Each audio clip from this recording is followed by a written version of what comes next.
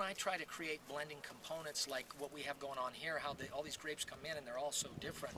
And so what I started doing, and the first year that I did this was in 2000, and we started picking, and by that time I was making more wine.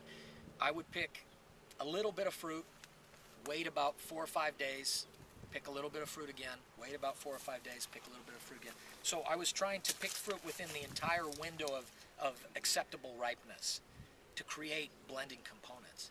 And the idea is not that we come through and pick this cluster because it's ripe and that cluster because it's ripe and then come back later and pick that cluster.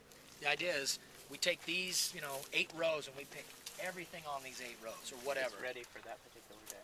Well, and then wait a few days and then pick the next rows. But the idea is all of this is relatively the same in its ripeness because it's uniform.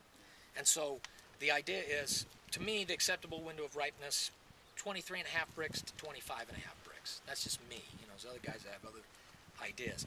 And so when we hit that 23.5 bricks, say we pick 5 tons, and then we let the grapes ripen a little bit more, and then we pick another 5 tons, and we let the grapes. And so we get all these different levels of ripeness, but you're also getting different flavor profile, different acidity levels, different potential alcohol, different amount of extraction that you're going to get out of that wine because of the alcohol difference. And so we will ferment and age all those lots separately and literally have 10 to 12 different lots of Pinot Noir. And what's amazing, and someday I'll take you all to the winery and we'll taste through all the barrels, but is to taste all those different wines. And you would also almost go, these don't taste like they're from the same vineyard. So there's definitely a thread of commonality throughout the wines, and you might say they're all Santa Maria Valley, but you might not think they're all from the same vineyard.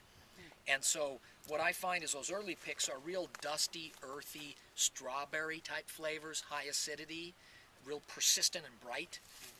As you go to the later picks, those later picks are big and muscular and higher alcohol and black cherry and almost plum type flavors. And so then I can take all of that and we taste through every barrel and declassify anything we don't want to use. And we have some private label programs that those barrels can go into, or we could sell them in the bulk market if we wanted to.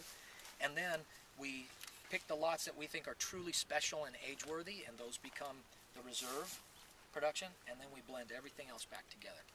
And so that becomes the estate Pinot Noir, and that wine, to me, has just great harmony and complexity and balance because it's got all these different elements that you're blending back together to get this yin-yang effect of